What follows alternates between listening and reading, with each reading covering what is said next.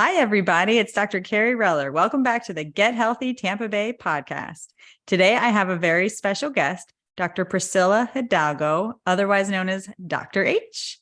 Dr. H, why don't you introduce yourself and tell us a little bit about who you are and what you do?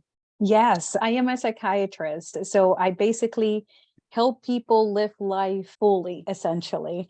I am actually based out of Raleigh, North Carolina, but I see patients all over North Carolina and also in Florida. And I do that through my private practice, Look Psychiatry.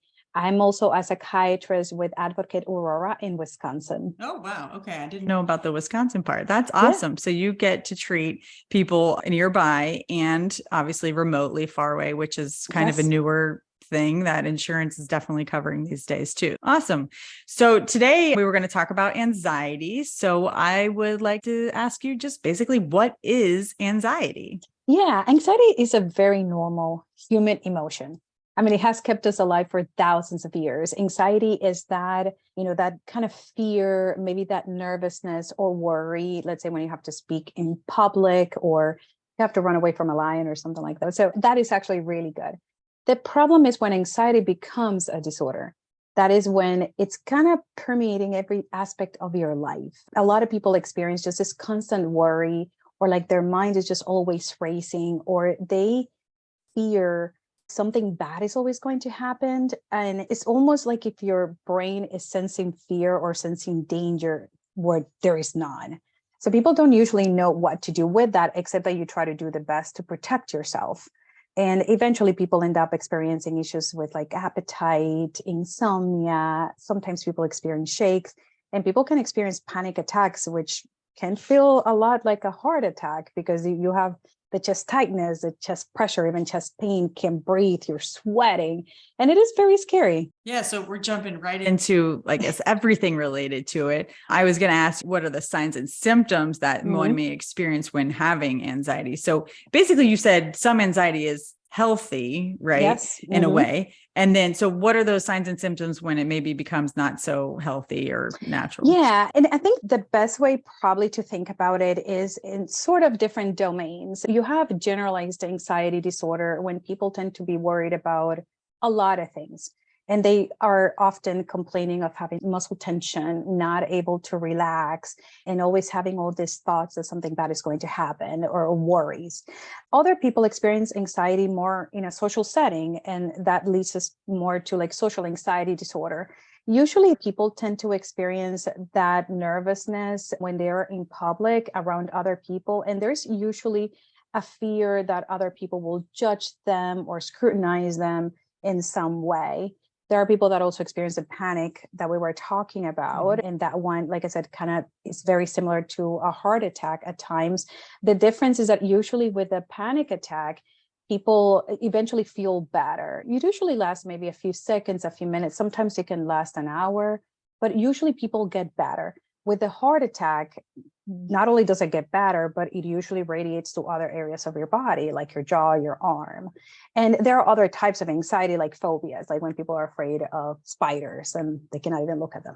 I have a phobia of snakes. Do you know what that one's called? I can't remember. I actually had it at the tip of my tongue. And I can't remember when I said spider, I was thinking of that because I actually have a very close, I have a close friend of mine who cannot see snakes at all. Now in the summer, in spring, they kind of start coming out a little bit. Okay, I'll stop talking about snakes for you. Yeah, because that can make me anxious. Yeah, but Exactly. I do need to Google what the proper term is for snake phobia. Yeah, we've already touched on this, but the panic attack versus a heart attack. What are the physical signs and symptoms maybe that may be differentiating the two? Can you speak a little bit more on that? Yeah, I would say that probably has to do more with the length of how long the pain or the discomfort lasts around your chest, and probably the radiation to other parts of your body. Because in both cases, you're still sweating. In both cases, you feel like you cannot breathe. In both cases, most people are kind of clenching to their chest and they feel like they have this pressure or this pain. Usually with a heart attack, it tends to be much more severe pain.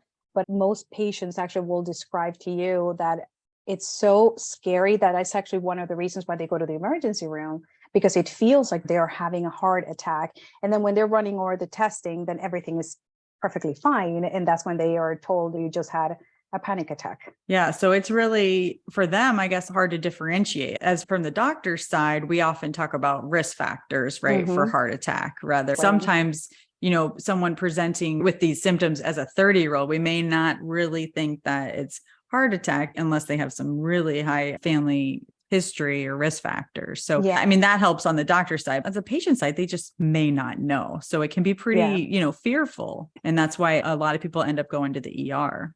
Now that we're talking about other things that can mimic other illnesses, let's talk about gastrointestinal problems. A lot of people with anxiety, they experience like vomiting or like a knot in their stomach or diarrhea. I see a lot of people that actually have been through all of these doctors and they're told, we don't know what's going on with you. We'll assume is this and treat you for this. And don't get me wrong, there is a strong connection between gut and brain. So we are aware of that. But a lot of times people experience anxiety in a way that is not necessarily feeling worried, or you are conscious of how those ruminating thoughts are perpetuating this anxiety. Sometimes it's just your body telling you that things are just not right. Can you speak upon acute versus chronic anxiety in the stomach? So I think some people maybe, have diarrhea versus constipation. You have any comments? True. So usually it's more the diarrhea. And I think because there's such a strong connection between the gut and the brain, people do experience a lot of symptoms similar to IBS. And actually, one of the treatments for IBS is to make sure that you control your stress levels, because otherwise you're always going to be struggling with flare-ups. And most of the time, people are able to tell you a difference between I've been struggling with this the past month and nothing has changed. My diet has not changed. There are no other associated symptoms that would make you concerned for other illnesses. All their medical workup, it's fine. And that's when they also creates frustration, because you go to the doctor to get an answer and a solution to a situation. And then in some situations, the doctors will just say, well, we don't know exactly what is happening. And people end up feeling also very frustrated with all that.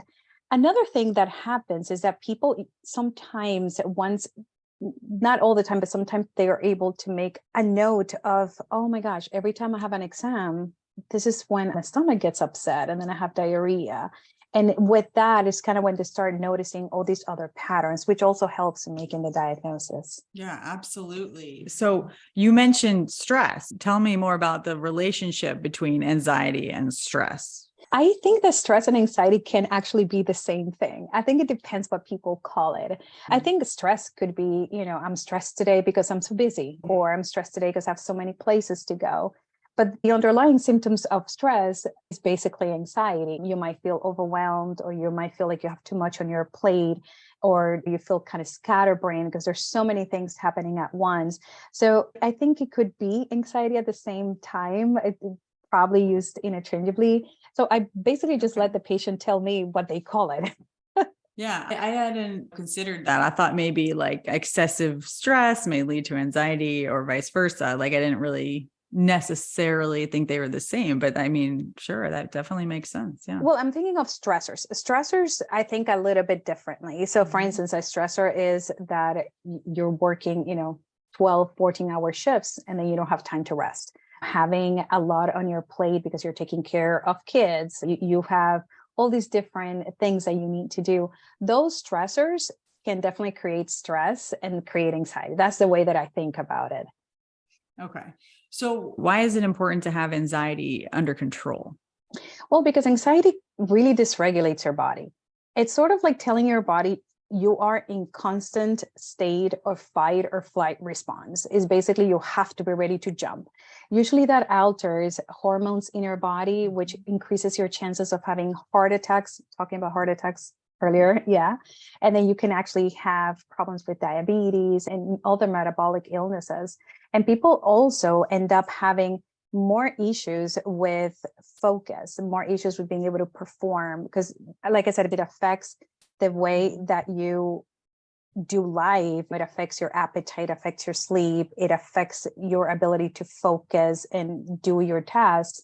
Eventually just becomes significantly unbearable for a lot of people. And that's why I always tell people it's not necessarily, you don't have to wait for, okay, things are going to get better. And then 6 months down the line, you're still waiting for things to get better. You know what I mean? Yeah. You brought up focus. Is there a Mhm. relationship between anxiety and ADHD or attention Yes. deficit disorder for everybody So yes listening? and no. People that have ADHD, they already have a problem with focus and being able to keep track of things, right? And usually when that happens, that creates anxiety because they know that they are at risk of missing something. They are at risk of, oh my gosh, I forgot to check that box. Oh, where did I leave the keys? So they end up experiencing Mhm. anxiety as a result of it. And many times what we have to do is actually treat both of them at the same time. But that is why it's so important to see a psychiatrist, someone who is trained on being able to differentiate these two things, because usually the treatment of ADHD requires a certain type of medication or certain types of medications. And sometimes those medications can actually make the anxiety worse. So I always say to people, even if there's a possibility that you may have ADHD, we need to stabilize the anxiety first, because otherwise you're just going to end up feeling worse.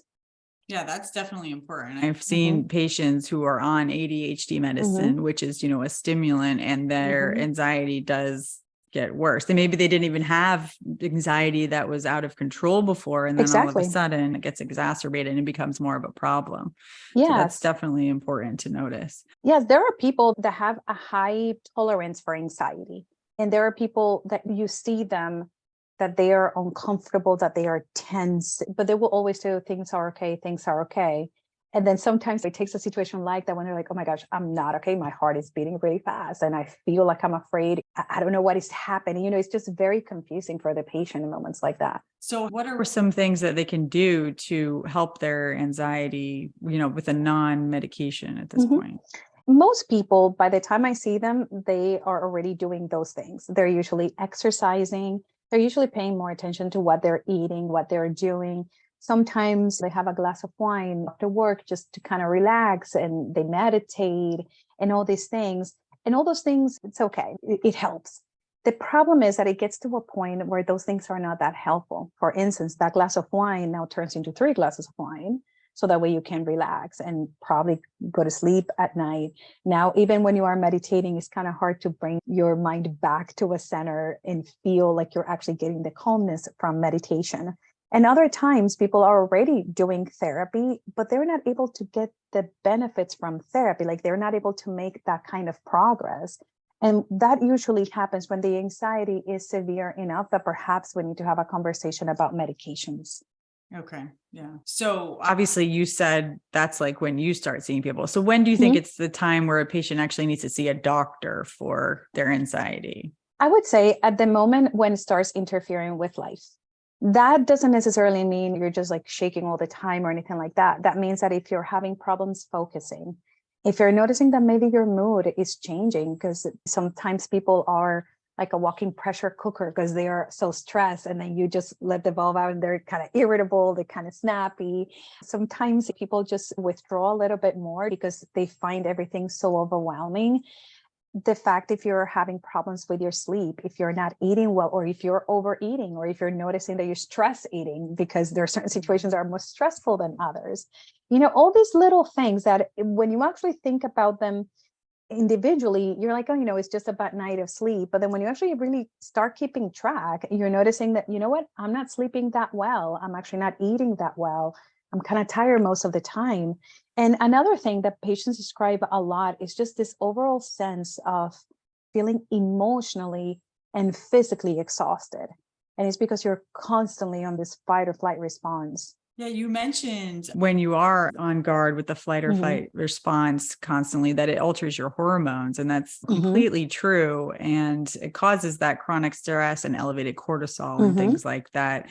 And I see this a lot also with like patients who I'm trying to help lose weight and improve health outcomes that are associated with weight. Sometimes it's really important to tackle that anxiety or depression and that mental health aspect before even commencing like a program for weight loss. So we see that a lot. And you even mentioned like, overeating, stress eating. We definitely see that a lot. And then the big thing I wanted to ask you more about is sleep and anxiety. So do you have any tips for patients on how they can improve sleep? I think that's one thing where, you're running that list right before you go to bed and things like that. Any comments? Yeah, the first thing would be sleep hygiene. Make sure that you're not using any electronics 1 or 2 hours before you actually go to bed. Make sure you're not drinking plenty of liquids. There's so much that you're going to have to get up multiple times during the night to go to the restroom. Make sure that if you wake up in the middle of the night, you don't go and turn on the TV and start eating, because then that sends a signal to your body that it's time to be up. And all these things are very helpful. Try to read, try to do something that can be relaxing. Meditation before going to bed also is very helpful. But again, it kind of goes back to how severe are the symptoms. Usually when people have severe symptoms of anxiety, or even moderately severe symptoms of anxiety, they are having a hard time finding these techniques to be helpful. So they may end up finding themselves that, I may feel tired, like I want to go to sleep, but it's like my mind is not stopping. It's racing, and it's about random things, but also about worries. And sometimes it's like, you know what, I'm able to go to sleep, everything is good, but then I'm not able to stay asleep. I keep waking up multiple times during the night. And other times people experience nightmares related to things that make them feel anxious. The context could be different. It could be, you get into a car accident, something bad happened. So it could change. But the main thing is that you're anxious in the dream. And so many times people would just wake up in the mornings, they're like, oh my God, like my heart is already beating really fast. And all these things are just so disruptive in life. I am resonating with what you're saying. I feel like I had like a similar thing recently. I had like a nightmare that woke me up from sleep, and I thought I was, going to get hit by a car, things like that. So obviously I have a little anxiety, but not that it's a problem in my life. But I have a hard time, I think, with some patients trying to get them interested in these other new age, if you will, methods of treating it. Like you said, the meditation and mindfulness. And I mean, do you have any tips, like how they can get started or actually not give up on that? Because I think it's pretty important. Yes. And I mean, there actually are studies that show that people that meditate regularly, they actually increase that threshold that makes them less vulnerable to anxiety. So their response to anxiety is actually different.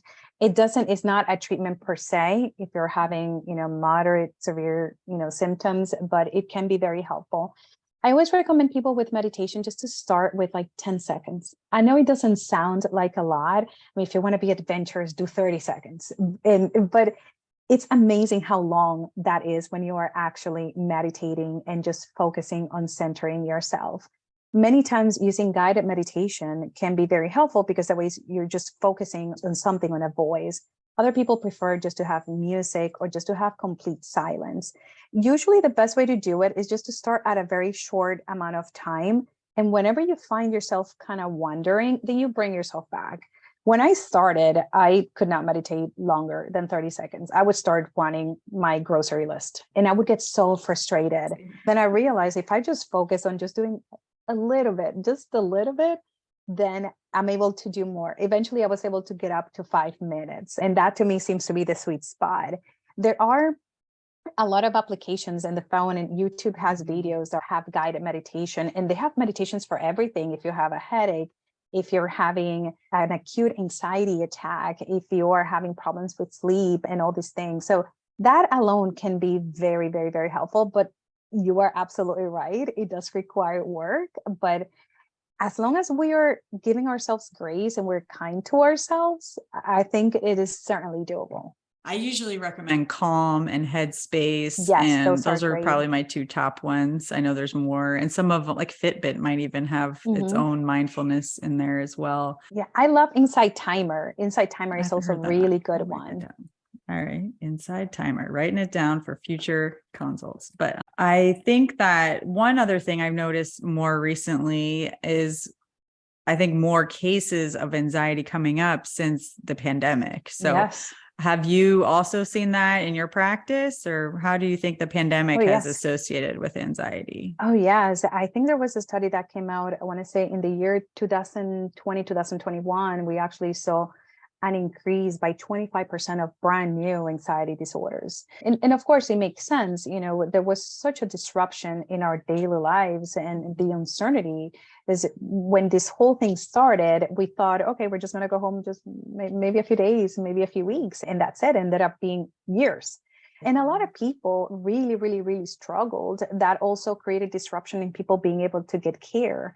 So that's why the telemedicine and doing things over video, it's so important because it allows us to reach more people and people can get help without having to leave their homes. This is just that one aspect. We're not even touching on the financial aspect of the pandemic, the health aspect of it. It's pretty hard. And still people, are still recovering from it, and people are still doing life. They're trying to get back to a routine. They're trying to get to what it used to be before COVID, but it is hard. I think honestly that there is some level of trauma when it comes to something that affects so many people in this way. It was truly tragic. I mean, when things started to get better, people were still anxious about being around other people. People didn't feel quite comfortable getting out. And there are people, for instance, introverted people became even more introverted because they're like, great, I don't have to talk to anyone. And that became harder to do even as things got better. So it has been an adjustment, not only dealing with the pandemic itself, but even afterwards. You mentioned the financial aspect with people, having anxiety about where they're going to be able to pay their bills because they had to close their practice or close their restaurant or anything like that. Yeah. I didn't focus on much about that, but that's a big, big comment there. I think like you said, it's really awesome that telemedicine has come about more strongly, especially I think for mental health issues, because you don't really have to be in the same room with the patient to connect, but certainly some do still want that in touch, in-person experience. So I think it's definitely helped reach those, especially the hidden populations that don't have medical care near them. As long as they do have internet, they can probably find a provider. So that's helpful. Yes, too. I honestly have found that people enjoy so much doing the telemedicine just because it's convenient. For instance, in my practice, most of my hours are evenings. So after people are done with work and they don't have to travel to another office to kind of do things. And also therapists are doing the same thing. So it becomes so much easier to deliver that care as long as people have internet. It becomes harder, of course, when you go to rural populations where perhaps they don't have a good internet connection. And that would definitely need to figure out a way to deliver care to those people. But I'm finding that as a result of the pandemic, people are even liking the telemedicine more than they used to. Yeah, I mean, it is certainly convenient. And I mean, I don't think you have to have an in-person visit for everything, especially if I'm just going over labs or something. And it eases up that, I guess, need to leave your office or leave whatever you're doing and go into the waiting room and all that. So yeah, it is helpful. There's one thing I wanted to ask about grounding. So if someone is having a panic attack or whatever way, could you explain that? Grounding? Yes. So the idea behind grounding is essentially mindfulness. You just want to be in a place where you're just focusing on one thing, and it's usually either within you or looking at things around you in the moment. Is sort of the way I think of it is sort of to bring you back, essentially. And there are different ways to do that. Most people do the 5, 4, 3, 2, 1, where you use your senses, like 5 things you're seeing, that kind of stuff. One of my favorite ones is actually to focus more on the breathing. And what I do is that I recommend people to inhale slowly to a count of 4, hold their breath for 2 or 3, and then slowly exhale for 4. So when you're holding your breath, that sends the message to your brain that it's time to slow down. And then eventually that actually helps you calm down. There's actually evidence that helps with sleep too. I've definitely used the 5, 4, 3, 2, 1 method, but I mean, breathing is a great one too. And then, I mean, I think even just practicing like gratitude and appreciating all the sights and sounds and tastes and everything around you can help as well. Yeah. Oh, yeah. It's very helpful. I think the idea behind it is just to try to get your mind away from that thing that is making you feel anxious. Not that it's not going to come back later on, but in the moment, if you can distract yourself a little bit and bring yourself kind of back to the present moment, then it becomes easier to handle the anxiety. And this is actually a good segue to talking about cognitive behavioral therapy, which is the therapy that we know is one of the most effective ones for anxiety. And it uses the idea that our thoughts, our emotions, and our behaviors are all connected, and that if we're able to have control over them, that changes the way that we behave, changes the way that we feel. And one of the ideas behind CBT is that, let's say you have thoughts that make you feel anxious all the time. When you start reframing those thoughts, it's going to change the way that you feel. So it's sort of following that line that you just want to bring yourself back to get distracted from those things those thoughts are not really serving you. I guess, forgot to go into the treatment like CBT. You typically would refer to a CBT therapist, or would you do something like that on your own? It depends. It depends if patients want to do a combination of medication management and psychotherapy. Most of the time when I see a patient, they are already set up with a therapist and the medication management is to augment the treatment. But I do have many patients that I do a combination of therapy and medication management. And if it is anxiety, I usually use a lot of CBT, but I also use a lot of acceptance therapy and a lot of self-compassion. I think people tend to be very hard on themselves when they are struggling. And I think, we sort of have this expectation, I shouldn't feel nervous about that, or I shouldn't feel this way, all these shoulds. And I think that also makes us just feel worse. So my work is usually focused on self-compassion using cognitive behavioral therapy techniques and also acceptance therapy. And with the acceptance therapy, I go a lot into, it is okay to feel anxious. Yes, you are feeling anxious. You're not going to die. Like, it's going to be fine. So it's okay to feel anxious. And I think that kind of reframing the way that we think about the anxiety and reframing the way that we think about all these things certainly helps the patient. They end up feeling more in control and not under this pressure of all these things that they should be feeling and thinking. Yeah, I like that. Is there anything else you want to share with the audience about anxiety? Yeah. Yeah, I wanted to make sure that we talk about medications also. I'm not going to go into all the details of medications, but I want to make sure that people know that medications are available and we do have things that can be very helpful. If at any point a patient feels like, if you're stuck in treatment with the therapist, you're like, I'm not making any progress, or I don't know if I need to be on medications or not, please make sure you reach out to a psychiatrist, because we have a lot of tools in our arsenal that can be very helpful. And people deserve to feel good. People don't need to feel this constant level of anxiety that is impairing their everyday life. Things can be better. Absolutely. Did you want to say anything about specific ones, or just in general that the medications are available? I mean, it might take a while to go into all of them. Yeah.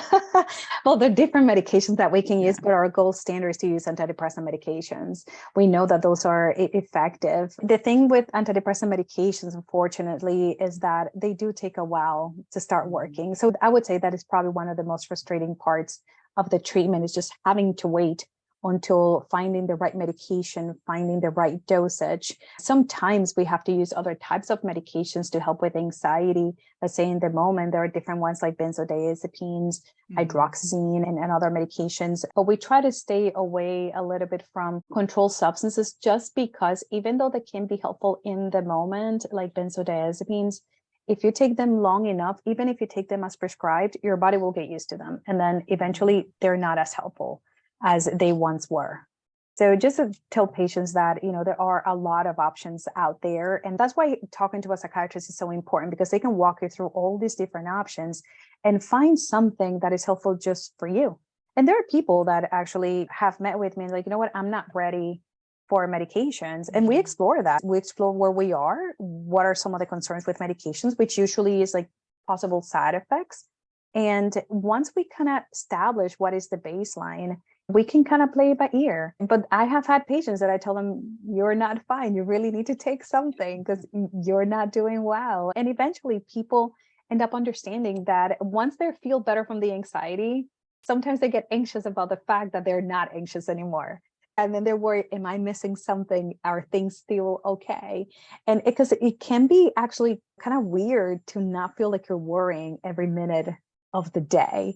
But it's actually also a very cool feeling to have. I guess the biggest thing is some anxiety is normal, right? A healthy anxiety, obviously, if you're going to get hurt by a bear or something.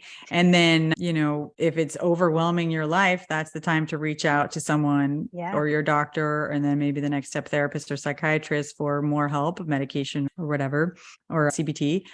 Where can people find you? I should ask you. Yes. So they can go to my website, is www.lookpsychiatry.com. If they want to schedule an appointment, they can just click on new client or new patient, and you can actually see pretty much how I work there. My approach with treating patients is validating how they're feeling, and also understanding that yes, it is okay to feel this way, but this doesn't mean that it has to stay this way, essentially.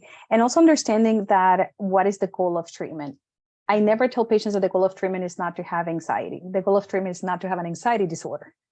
I still want you anxious because I still want you alive, but not to have an anxiety disorder. I do more of a holistic approach. And like I said, I work a lot on self-compassion and making sure that people give themselves a break. Because I also think, like I said earlier, I think people are just really hard on themselves a lot of times. Yeah, absolutely. Well, thank you so much. We'll put all your information in the show notes. And if you're looking for a psychiatrist, Dr. H is here for you. So look her up on her website.